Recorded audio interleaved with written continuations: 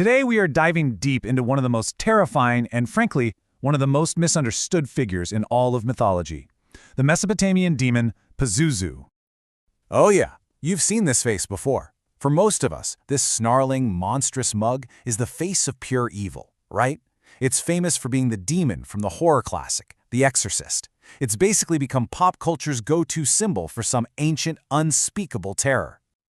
But what if I told you that's not the whole story? Not even close. What if this icon of horror was actually seen as a protector, a guardian? It's a total paradox, and it completely messes with our modern ideas of good and evil. To really get it, we need to rewind, way back to ancient Mesopotamia. So to understand Pazuzu's really bizarre job description, we first have to meet his number one enemy. Because, you see, in the ancient world, there were things lurking in the dark that were way scarier than a wind demon. Everybody meet Lamashtu. And let me be clear, the ancient texts don't describe her as some mischievous little spirit. No, she was considered genuine evil, a cruel, awful entity with a horrifyingly specific target. She went after pregnant women and newborn babies. In a time when infant mortality was terrifyingly high, Lamashtu was the literal personification of a parent's absolute worst nightmare, a demon who would creep in and try to steal the very breath from a newborn. So, what do? How on earth do you protect your child from a monster like that? Well, you don't pray to some gentle god for a nice soft shield. No, you go out and you find a bigger, meaner, scarier monster. And this is where Pazuzu storms onto the scene. But he isn't a hero, not at all. He's what you'd call a Type V monstrum, basically a classification for an indifferent force of nature. He is the scorching southwest wind that brings drought, famine, and sickness. The ancients didn't worship him because, well, you don't worship a hurricane, right? You respect its terrifying power, and you figure out how to use it to survive. And his physical form was practically engineered to demand that respect. I mean, look at this thing. It's a mashup of everything terrifying.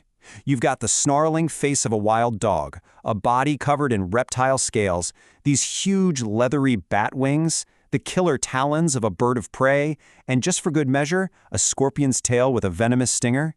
Every single piece was designed to inspire pure, jaw-dropping terror. So the logic here was brutally simple. When the demon Lamashtu sneaks into a home to harm a child, she's suddenly face to face with an image of Pazuzu. And what does she do? She runs. Why? Because she is, and I quote, terrified by the presence of a predator more ferocious than herself. It's a straight-up hierarchy of fear. And this gets us to the core philosophy behind this whole thing. Let's call it the logic of the shield. It is a desperate, for sure, but also an incredibly practical way of looking at the world. Now, it is absolutely vital to get this part right. This was not worship. Nobody was lighting candles and praying to Pazuzu for a good harvest. This was strategic engagement. It was basically taking the image of a destructive force and using it like a weapon, a kind of supernatural scarecrow, to keep even worse things away. I love this quote from the source material because it just perfectly captures the whole mindset. It's a grim calculation, isn't it? You might hate the destructive storm, the gale, but if that gale is the only thing that'll keep a hungry wolf from your door, well, you make a pragmatic choice. You use the monster to fight the monster. Okay, here's an analogy that makes it crystal clear. Imagine Lamashtu is like a plague of rats trying to get into your food supply. So what do? You put a caged, very venomous snake right next to the pantry. That snake is your Pazuzu amulet. You don't love the snake, you definitely respect how dangerous it is, but you know for a fact that the rats are going to stay far, far away. That's not snake worship, it is pure pragmatic survival. So, how in the world did this incredibly ancient, really complex idea manage to survive for thousands of years just to end up in our modern horror movies? Well, let's follow Pazuzu's shadow through time. So for centuries, way back in the first millennium BCE, these little bronze and terracotta Pazuzu amulets were common household items, like an ancient home security system. Then, as those empires fell apart, his scary features just got absorbed and recycled into other myths. And then came 1973, and bam, The Exorcist rocketed him to global fame.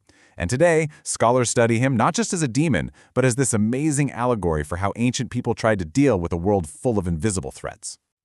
And that really brings us to the ultimate lesson from Pazuzu's long, strange trip. It's this profound and, honestly, kind of unsettling idea that power itself is neutral. Think about it. A destructive storm, a ferocious animal, a terrifying demon. These things aren't technically good or evil. They just are. Their value, what they mean to us, is all about how they're used. So the next time you see that monstrous face, don't just think of horror movies. Think about those desperate parents in ancient Mesopotamia. They understood a really tough truth we still grapple with today, that sometimes the only thing that can protect you from the darkness is a shadow capable of staring it right back down.